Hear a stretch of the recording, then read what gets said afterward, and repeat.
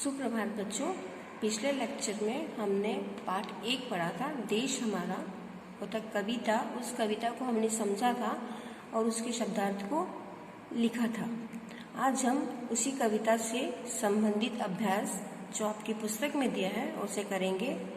उसमें पहला प्रश्न है, देश हमारा कविता में किसका गुणगान किया गया है? देश हमारा कविता में किसका गुणगान किया गया है?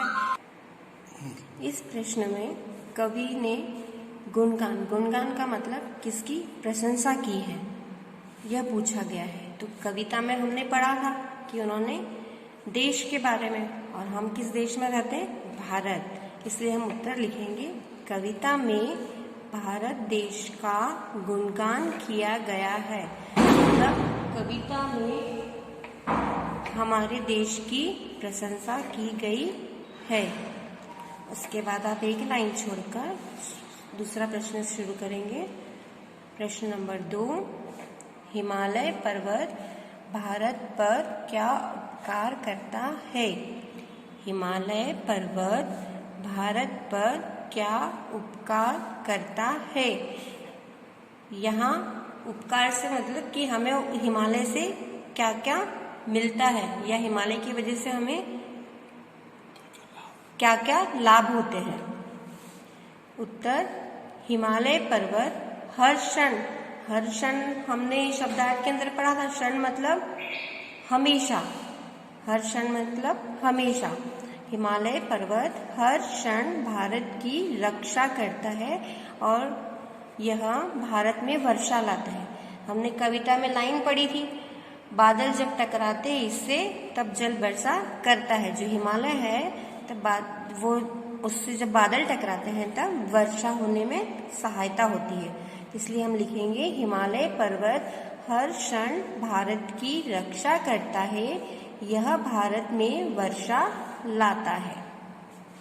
एक लाइन छोड़ के फिर प्रश्न नंबर 3, दक्षिण में सागर किसके चरण पखारता है? दक्षिण में सागर किसके चरण पखारता है? अब सागर मतलब समुद्र और चरण मतलब पैर। हमने कविता के अंदर पढ़ा था, दक्षिण में लहराता सागर भारत माँ के चरण पखारे। मतलब उत्तर में लिखेंगे, दक्षिण में सागर भारत माता के चरण पखारता है, मतलब पैरों को छूता है। दक्षिण में सागर भारत माता के चरण पखारता है। प्रश्न नंबर 4, गंगा की धारा कैसी है? गंगा की धारा, गंगा नदियों में सबसे श्रेष्ठ है। वो पूछ रहे हैं कि उसकी जो धारा है, उसका जो पानी है वो कैसा है? तो गंगा की धारा पवित्र है। पवित्र मतलब पावन। गंगा की धारा पवित्र है। प्रश्न नंबर 5, भारत के कुछ ऋषि मुनियों के नाम बताओ। भारत के कुछ ऋषि मुनियों के नाम बताओ। मैंने आपको समझाया था कि हमारा जो देश है वहाँ पे कई ऋषि मुनि हैं, ऋषि मुनियों का देश है, पर यहाँ हम सभी के नाम नहीं लिखेंगे, उनमें से कुछ के नाम लिखेंगे, जैसे गौतम, विश्वामित्र, वाल्मीकि, दधीची, अत्रि आदि। इसी तरह हमारे देश में और भी कई ऋषि मुनि हैं। प्रश्न नंबर 6, हमारा जीवन सफल कैसे बन सकता है? हमारा जीवन सफल कैसे बन सकता है? अब इसका उत्तर लिखेंगे हम, मातृभूमि की सेवा करके हमारा जीवन सफल बन सकता है। मातृभूमि की सेवा करके हमारा जीवन सफल बन सकता है। हमने कविता के अंदर लाइन पढ़ी थी, आओ इसको शीश नवाए, इसके सारे दुख मिटाए, मातृभूमि की सेवा करके अपना जीवन सफल बनाए। मतलब मातृभूमि की सेवा करके हमारा जीवन सफल बन सकता है। इसी तरह हम बहुविकल्पी प्रश्नों को करेंगे, उसका अभ्यास हम पुस्तक में ही करेंगे। चलिए प्रश्न स्टार्ट करते हैं। प्रश्न संख्या 8, बहुविकल्पी प्रश्न।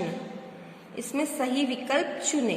मतलब आपका प्रश्न दिया है और प्रश्न के साथ आपको 4 विकल्प दिए हैं। आपको इन चारों विकल्प में से सही विकल्प को चुनना है और उस पर सही का चिन्ह लगाना है। इस कविता में प्राणों से प्यारा किसे बताया गया है? इस कविता में हमने जो कविता पढ़ी है उसमें प्राणों से प्यारा किसे बताया गया है? अब कविता में तो हिमालय की भी बात कही है, नदियों की भी बात कही है और देशवासियों की। ये सारी चीजें कहाँ पर है?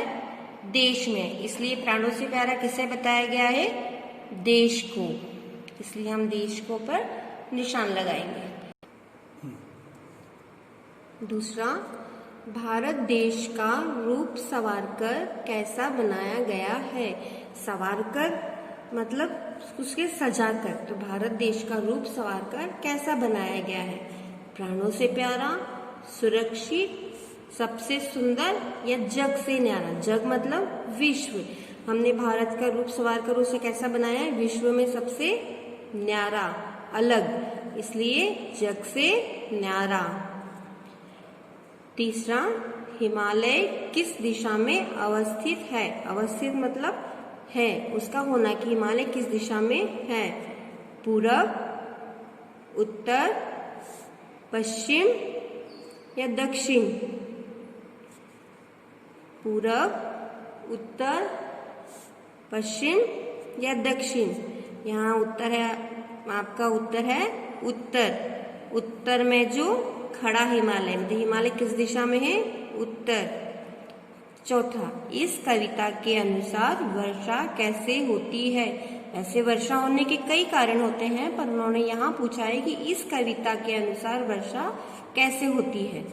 जब बादल ऊंचे पेड़ों से टकराते हैं, जब बादल काले होते हैं, जब तेज हवाएं चलती है, या जब बादल हिमालय पर्वत से टकराते हैं। तो कविता में दे रखा है बादल जब टकराते हैं इससे, मतलब बादल जब हिमालय पर्वत से टकराते हैं, इसलिए हम इस पर सही का निशान लगाएंगे। 5, सागर किस दिशा में भारत माता के चरण पखारता है?